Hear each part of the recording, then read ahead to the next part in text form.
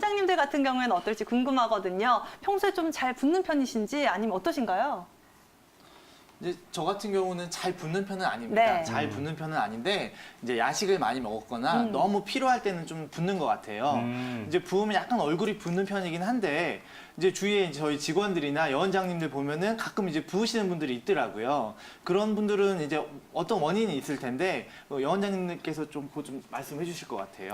부종하면은 몸이 전체가 붓는 전신 부종이 있고 네. 손발이나 이런 국수 부위가 붓는 국수 부종도 있는데 어떠한 차이점이 있는 건가요?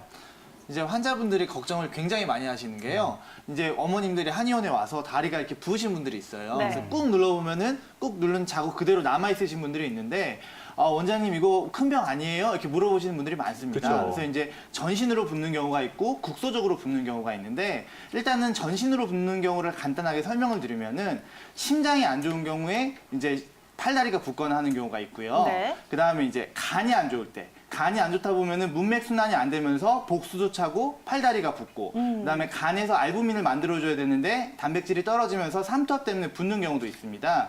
또 이제 콩팥이 안 좋을 때도 단백질이 빠져나가면서 붓는 경우가 있으니까 이런 경우는 그러니까 약간 전신적으로 붓는 경우고 병원에 가서 관리를 하셔야 되는 거고요. 이제 국소적으로 붓는 경우 이제 우리 어르신분들이 제일 많이 붓는 양 다리 부으시는 거 이런 거는 이제 만성으로 노화 현상으로 정맥 순환이 안 될 때 부으시는 거고요. 약간 한쪽으로 부으시는 분들이 있어요. 그런 경우는 이제 림프 순환이 안 되는 경우가 있고 또 한쪽으로 붓는데 굉장히 아프고 붓고 이런 경우는 심부정맥 혈전증이라고 해서 그런 경우에도 병원에 가서 좀 빨리 치료를 해야 되는 질환이니까 많이 붓는 경우랑 이제 국소적으로 붓는 경우랑 좀 골라가지고 좀 진료를 받으셔야 될 것 같아요. 임산부들이 다리가 많이 붓는 경우가 있고 팔이나 얼굴도 붓는 경우가 있지만요. 심하게 얼굴이 붓거나 양손이 붓는 경우가 있어요. 네. 그런 경우는 이제 임산부들이 임신성 고혈압이라든가 아니면 단백뇨가 빠져가지고 붓는 경우가 있거든요. 그래서 부었다가 가라앉았다 하는 그 정도는 말고 심하게 붓는다거나 얼굴이 팅팅 붓고 양손이 붓는다 하면은 그때는 병원에 가서 검사는 해보시는 게 좋습니다. 최유지 원장님, 그렇다면 이 골다공증에 걸렸을 때 골절이 일어나기 쉬운 부위들, 어느 부위들이 좀 있을까요? 네, 이제 일단은 골다공증이라는 말 자체가 골다공, 구멍이 송송송 났다, 뼈에 이런 말이거든요. 그래서 실제로 골 밀도가 치밀하지 않기 때문에 골절이 잘 일어납니다. 그 중에서 이제 중요한 골절 일어나는 거 몇 가지를 말씀을 드릴게요. 제일 먼저 이제 압박골절이라고 하죠. 우리 척추는 기둥을 이루고 있는데 척추 안에 골밀도가 낮아지면서 무너지는 거예요. 그래서 특별한 이유가 없는데 무리하지도 않았는데 갑자기 키가 좀 작아 보인다거나 기침을 했는데 뭔가 뜨끔했는데 통증이 심하다거나 했을 때 엑스레이를 찍어보면은 뼈가 이렇게 무너져 있는 걸 볼 수도 있습니다. 그래서 이제 가벼운 경우는 뭐 가만히 둬서 쉬시면서 침 치료나 한약 치료 이런 걸 통해서 이제 4주에서 8주 사이에 많이 좋아지시는데 그렇지 않고 너무 심하게 무너진 경우는 이제 수술을 하죠. 시멘을 집어넣거나 핀을 박아서 이제 고정을 시키는 수술을 하게 되고요. 또 이제 대퇴부 골절이라고 있습니다. 저는 이게 좀 더 좀 심각하다고 보는데요. 우리 골밀도 검사할 때 손을 찍기도 하고 발을 찍기도 하고 이 대퇴부를 찍기도 합니다. 왜냐하면 여기가 골절이 잘 일어나는 부위이기도 하고 골절이 일어났을 때 문제가 많이 되는 부위라서 그렇습니다. 이 대퇴부 골절이 일어나면은 그 5년 내에 좀 사망률이 약간은 높은 편이에요. 다른 수술에 비해서 큰 혈관이 지나가기 때문에 그리고 거동이 좀 힘들어지기 때문에 이 삶의 질이 많이 떨어집니다. 특히나 이제 어르신분들이 골다공증이 있어서 골절이 일어나는데 이제 중풍이나 뇌혈관 질환에 걸리셔가지고 재활 운동을 하시다가 낙상을 하셔가지고 골절이 되는 경우가 꽤 많고요. 그 다음에 이제 인공관절 수술을 하셔가지고 좀 이렇게 재활 운동하시다가 또 넘어지셔가지고 골절이 되는 경우가 많습니다.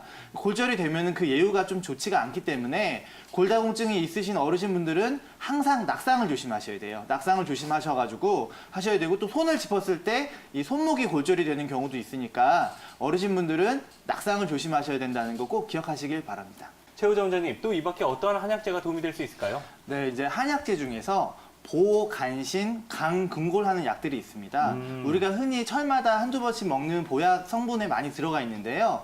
이제 제가 실험 논문을 쭉 찾아보고 말씀을 드릴게요.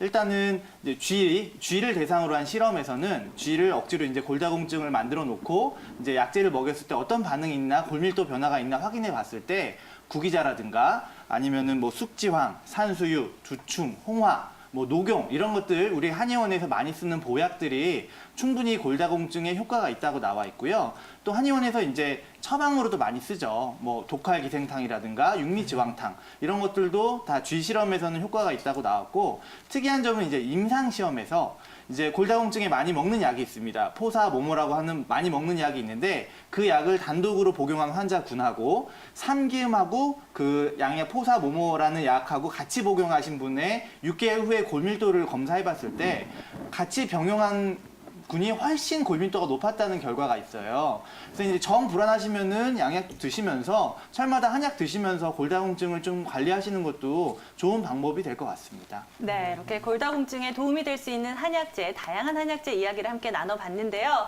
다시 한번 정리를 해보자면 칼슘이 풍부한 음식과 함께 또 비타민 D를 생성할 수 있는 것, 이 부분이 가장 핵심 포인트가 아닐까 싶은데요. 그렇죠. 뭐 음식 섭취도 중요하겠지만 비타민 D 하면 햇볕 쬐기가 가장 좋다고 저는 알고 있거든요. 맞아요. 그렇다면 최효재 원장님, 이 하루에 뭐 산책을 하면서 햇빛을 쬐는 것도 좀 도움을 받을 수 있을까요? 많은 도움이 됩니다. 요새 같은 경우는 햇볕을 잘 안 보기 때문에 네. 꼭 지켜서 보시는 게, 햇볕을 보시는 게 좋으시고요. 햇볕의 효능은 너무나 다양한데 일단은 햇볕을 15분에서 30분 정도 쐬주면은 비타민 D 합성에 도움이 되는 것뿐만 아니라 세로토닌이라는 호르몬이 나와서 기분도 좋게 해주고, 그 다음에 저녁에 잘 때 멜라토닌이라는 호르몬을 잘 나오게 해서 수면을 유도해주기도 하기 때문에 햇볕을 쐬면서 또 좀 걸어주시면서 운동을 하시는 게 골다공증 예방에 좋으니까 이런 부분은 좀 해주셨으면 좋을 것 같습니다.